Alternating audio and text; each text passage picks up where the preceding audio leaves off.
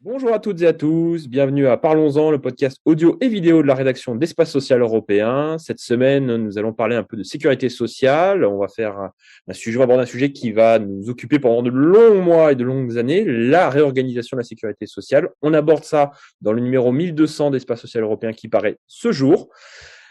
Pour nous accompagner, pour débattre autour de ce sujet, j'ai le plaisir d'accueillir Pascal Beau, d'abord. Bonjour Pascal. Bonjour Alexandre. Et notre invité cette semaine, nous avons le plaisir d'accueillir Alain Gautron, secrétaire général du SN Focus, un spécialiste des questions de sécurité sociale. Il était intervenu dans des colloques d'Espace Social Européen ces dernières années. On lui donne la parole parce que c'est un sujet qui l'interpelle un petit peu. Alain, bonjour. Est-ce qu'il nous entend ? Bonjour à vous deux. Écoutez, bonjour, merci en tout cas Alain de nous consacrer un peu de votre temps. On va d'abord, Pascal, poser une question à Alain avant de rentrer dans le vif du sujet, parce que nos éditeurs se posent la question de savoir de quoi on parle de cette réorganisation de la sécurité sociale à l'aune de la période 2023-2027. Alors, une question très simple, Alain, quel est le climat au sein de la sécurité sociale ? On sort de l'épisode de la crise sanitaire, on sort, entre guillemets, un peu du pic de la période de crise sanitaire. Quel est le climat au sein des équipes ? Je vous dirais il me semble que le climat est surtout marqué par une très grande incertitude des personnels des organismes de sécurité sociale, quelle que soit la branche, compte tenu du contexte économique et social. Bien sûr, vous l'avez évoqué, la sortie du Covid, et nous espérons tous que nous sommes en train de sortir de cet épisode. Mais il faut savoir que aujourd'hui, il y a de nombreuses tensions dans les organismes liées à l'application des règles de sécurité sanitaire dans les organismes, puisque le 15 octobre arrive très vite et qu'un certain nombre je ne vais pas dire de sanctions, puisque la loi s'applique, mais en tous les cas, de personnel qui risque de se retrouver sans emploi, et je pense en particulier à l'assurance maladie et aux échelons régionaux du service médical. Mais si j'élargis mon propos, vous vous rappelez qu'au mois de juin, il y avait une très forte grogne, on va dire, des collègues des caisses d'allocation familiale, en particulier liées à un certain nombre de réformes, dont l'allocation logement, et que cette grogne dans les caisses d'allocation familiale n'est pas terminée. Et une chose que l'on révoquera sûrement, tout cela, c'est sous tension de réduction des effectifs dans le cadre des COG actuels, et ce qui va inquiéter encore plus le personnel, c'est que la fameuse lettre de mission IGAS-IGF prévoit, selon nous, d'amplifier encore ces réformes et surtout ces économies de gestion. Donc, je ne vais pas vous dire que la mobilisation est aujourd'hui très forte dans les organismes, mais il y a une très forte grogne sous-jacente dans les organismes, face aussi d'ailleurs aux non-réponses, en particulier des directeurs de caisse nationale, mais plus simplement, je dirais, du gouvernement. Juste une question avant de rentrer dans le vif du sujet. Alain, vous avez commencé à l'aborder. Vous parlez du 15 octobre. Est-ce qu'on a déjà un peu, on n'a pas forcément des données très précises, mais un sentiment sur ce qui pourrait arriver le 15 octobre en termes de pourcentage de salariés, de collaborateurs de la sécurité sociale qui pourraient être, comme dit, mis de côté, sanctionnés ? Alors non, parce que premièrement, j'allais dire, forcément, on n'est pas encore le 15 octobre, mais donc nous, au niveau syndical, on reçoit de nombreuses, je vais dire, contributions et angoisses, je vais dire, d'un certain nombre de personnels au sein de l'assurance maladie. Et comme vous le savez, enfin, les praticiens conseils de l'assurance maladie, ils ont fait face, comme tous les personnels de santé, à cette crise Covid, et un certain nombre risquent, entre guillemets, de perdre temporairement leur travail auquel ils sont très attachés. Ok. Pascal, Oui. vous posez une question. Écoutez, on peut peut-être passer au vif, au plus important entre guillemets, même si évidemment la problématique du pass sanitaire et de la vaccination occupe tout à fait les esprits. Alain Gautron, venons-en. Donc, vous avez publié en exclusivité d'ailleurs un document important. Donc, c'est cette mission IGAS-IGF sur les enjeux de l'organisation des territoires pour la sécurité sociale. Est-ce que donc c'est une mission qui est engagée depuis le mois d'avril, c'est ça? Alors oui, puisque sans faire d'humour, la lettre des deux ministres et du secrétaire d'État est signée du 1er avril. Oui, tout à fait, tout à fait. Voilà. Bon, je ne sais pas si c'est Un poisson. je crois que ce n'était pas une blague. Ce n'était pas une blague. Et c'est d'autant moins une blague, Alexandre, que les questions, en fait, on demande à la mission à peu près 7 ou 8 points de travail.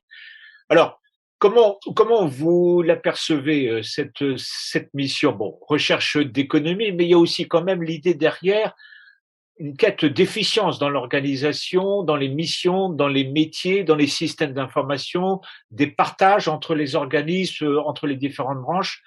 Vous en pensez quoi? Est-ce que c'est pour vous une option qui est discutable ou logique? Alors, je vais dire, le principe de Force ouvrière, c'est que tout est discutable, bien entendu. Et vous me permettrez de dire que cela commence bien mal au titre du dialogue social que nous revendiquons, puisque vous avez eu la gentillesse, je dirais, de dire qu'on a sorti cette lettre en exclusivité, parce que nous en avons eu connaissance très tardivement, au mois de septembre, que Lucans ne nous a pas tenus informés de cette lettre de mission, et pourtant, nous l'évoquerons peut-être, le rôle de Lucans est aussi questionné, et la question autour de l'échec de la négociation de la classification mériterait quand même que les organisations syndicales représentatives du personnel soient associées. Donc, j'ai dénoncé et je continue à dénoncer fermement la méthode employée, et demain, la lettre de la Michaudière, mon éditorial, sera la publication du courrier que j'adresse et au chef des deux missions, IGAS et IGF, pour demander à ce que le SNFOCOS soit entendu par cette mission. Donc ça, c'est, je crois, quand même très important au titre du dialogue social. Maintenant, au sujet de l'efficience, au sujet de l'efficience, je vais dire que Force ouvrière et le SNFOCOS, depuis des années, ont montré, je veux dire, leur sens de leur responsabilité, et ont accepté des modifications que je vais appeler organisationnelles. Je vais sans revenir en 1945, mais quand nous avons mis en place la carte vitale, c'est pas si vieux que cela, puisque j'étais directeur de caisse primaire à l'époque, il y a eu une transformation fantastique des caisses primaires d'assurance maladie, et sans aucun conflit social. Et je dis, y compris avec une réduction assez importante des effectifs. Donc les termes, je vais dire, d'efficience, de mutualisation, ne nous font pas peur. Ce que l'on veut, c'est pas co-gérer avec les caisses nationales, mais c'est être informé premièrement de ces dispositions. Maintenant, il y a un point fondamental pour Force ouvrière. Je dirais qu'à la limite, on est peut-être rassuré par la lettre ministérielle, c'est que dans le cadre de la qualité du service rendu à nos usagers, on veut un maillage territorial. Il semblerait que le gouvernement, enfin en tout cas cette lettre de mission, soit au moins d'accord sur ce point-là en parlant du maillage départemental. Et excusez-moi de ne pas croire sur parole nos gouvernements, quels qu'ils soient, c'est que quand ils ont fait la réforme des URSSAF, ils ont régionalisé les URSSAF et il y a eu un certain nombre de territoires, moi je vais le dire comme ça, qui sont abandonnés. Vous savez comme moi, les grandes régions qui sont constituées aujourd'hui, et vous allez trouver peut-être que c'est anecdotique, mais un cadre dans une grande région, il passe plus de temps dans sa voiture pour aller rejoindre un des sites soi-disant départementaux des URSSAF. Pour l'informatique, là aussi, enfin, moi je tiens d'ailleurs à saluer, par exemple, en assurance maladie, ce qui a été fait au titre du Covid. On a soutenu le contact tracing. Mais quand nous, on négocie avec la Caisse nationale d'assurance maladie en demandant, par exemple, de respecter le personnel et en particulier, le volontariat, eh bien, on doit constater, parce que ce sont nos collègues qui nous le disent, que compte tenu, et là aussi, on peut le comprendre, quand il y a eu la grosse crise sanitaire que l'on a connue, eh bien, ce qui était volontariat n'a pas été respecté. Donc, je dis oui à parler de réformes, mais à condition que ces réformes ne soient pas toujours au détriment des avantages sociaux du personnel. Et donc, je vais être aussi concret, c'est que comment vous voulez motiver le personnel quand depuis des années, il y a blocage de la valeur du point. Alors, il faut se poser ces questions-là. Cher Alain, il y a un point, on va en parler, hein, c'est ça, parce qu'il y a un point qui est soulevé justement dans la lettre de mission sur notamment la négociation qui n'a pas pu aboutir sur la classification, qui date de l'année dernière, enfin laquelle le non-accord date de l'année dernière. Pour revenir justement sur ce document, cette lettre de mission IGAS-IGF qui doit définir les COG, les prochaines COG, on en publie de très larges extraits dans l'espace social européen qui sort donc ce vendredi. On remarque une chose, alors c'est presque même plus un cahier des charges qu'une lettre qui stipule quel bilan doit être fait de la précédente COG. Et comme vous dites, un cahier des charges, ça répond à des missions, à des critères. Est-ce que vous partagez un petit peu comme nous? On a l'impression comme qu'il y a une idée quand même qui émerge, c'est-à-dire, comme vous l'avez dit, il y a une question de départementalisation peut-être des guichets, dans le cas du front office, en disant il faut que les territoires soient couverts au maximum sur notamment la branche maladie et la branche famille. Mais peut-être que l'effort de régionalisation qui est sous-tendu dans ce document est plutôt au niveau de la gestion, c'est-à-dire des grands pôles de gestion régionaux, dû notamment à l'automatisation des processus accrus, et une présence sur le territoire qui, elle, doit être justement amplifiée. C'est un peu ça, ce vers quoi on tend, a priori? C'est vous partagez cette grille de lecture comme nous, ou pas? Je peux partager cette grille de lecture, mais en ajoutant que le premier objectif, pour nous en tous les cas, de cette lettre de mission, c'est de faire encore plus d'économies. Et que aujourd'hui, nous disons qu'il y a un seuil quand même à ces économies. Et je vais répondre à votre question par rapport à un guichet commun entre l'assurance maladie et la CAF. Écoutez, encore une fois, j'ai été un professionnel de ce métier-là. Vous ne pouvez pas, compte tenu de la complexité des textes réglementaires, et ça, ce n'est pas la Sécu qui en est la responsable. Vous ne pouvez pas, comme agent d'accueil, maîtriser parfaitement la réglementation de l'assurance maladie et des allocations familiales. Je vous dis franchement, en ma qualité de citoyen, parce que je l'ai vu, les maisons de santé publique, c'est un cache-sexe, si vous me permettez cette expression. Parce que forcément, et c'est encore pire la maison de santé publique, c'est que vous rentrez dans la maison de santé publique, si vous êtes, je vais élargir le débat, issu de la MSA, on va vous dire, prenez contact avec la MSA et si c'est pour l'assurance maladie, on va transférer votre dossier. On fait semblant. Pourquoi fait-on semblant? Parce qu'on ne veut pas donner les moyens au territoire départemental de faire correctement son métier.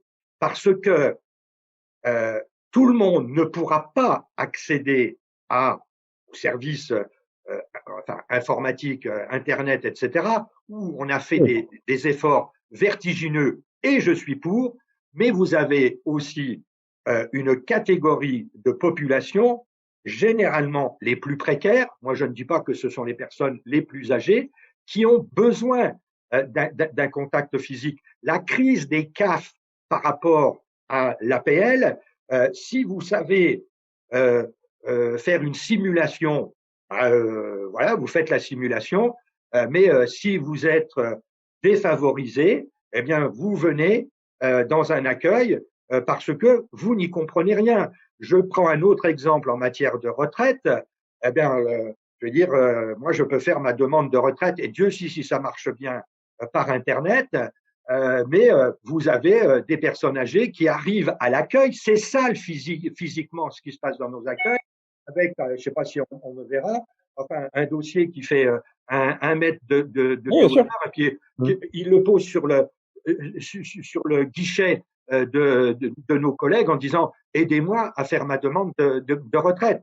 Donc, je dis oui à la départementalisation, mais oui avec des moyens correspondants par organisme. C'est une vue de l'esprit que de croire que l'on peut rendre un service de qualité en faisant une mutualisation large. Après, je vais vous dire, je ne suis pas contre la mutualisation. Ça fait bien longtemps que dans les caisses primaires, on avait mutualisé les recours contre tiers, le capital d'essai ou des choses comme ça, parce que il faut un certain nombre de compétences techniques que tout organisme ne peut pas avoir.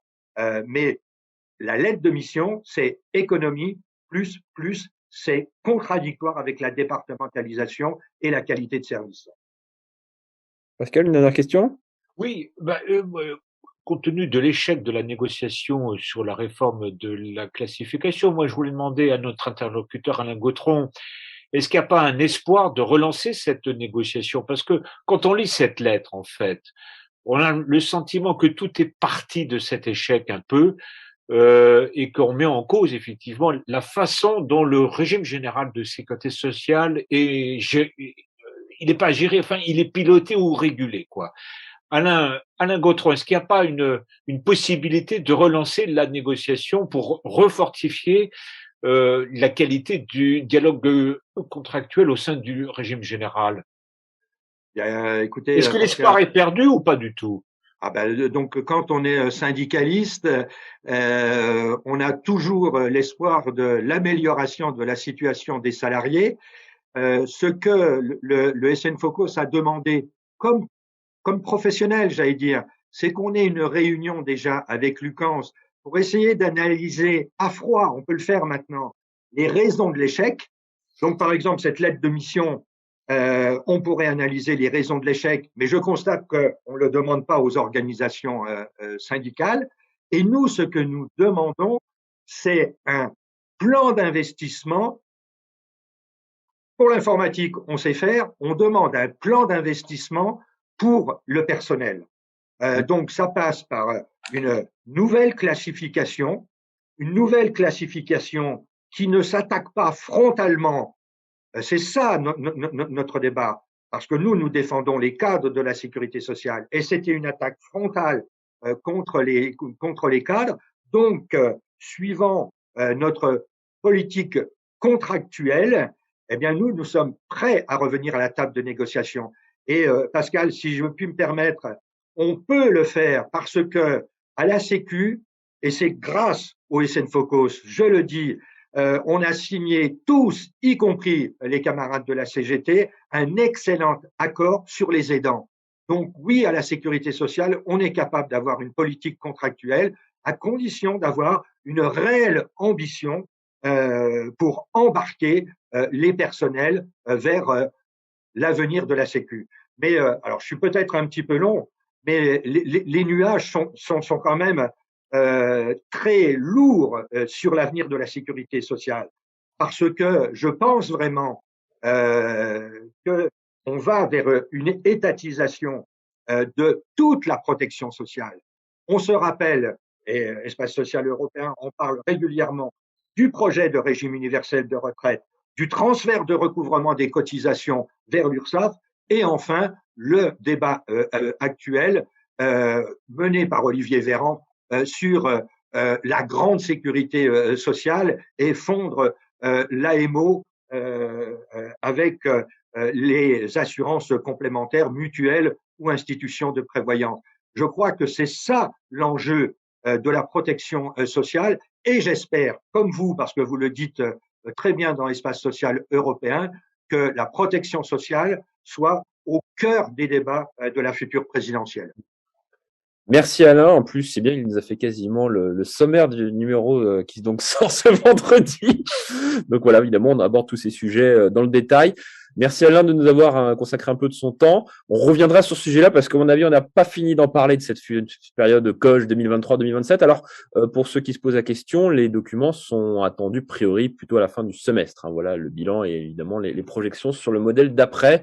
Et évidemment, ce sera au cœur de la présidentielle parce qu'on peut penser que le candidat au moins sortant, quelques idées à soumettre au vote populaire, en tout cas là-dessus. Merci, Monsieur Gautron. Merci, Pascal. Merci, Alexandre. Merci, Alain. Merci on se retrouve très prochainement. On va en parler. C'est des sujets passionnants. Hein, et donc, évidemment, on n'a pas fini d'en débattre sur les antennes d'Espace Social Européen au travers du magazine ou de nos podcasts. Merci à toutes et à tous de nous avoir écoutés, de nous avoir suivis. On se retrouve très prochainement sur d'autres sujets de la protection sociale. Mais en tout cas, celui-là, on va le suivre très attentivement. Bonne fin de journée à tous. Au revoir.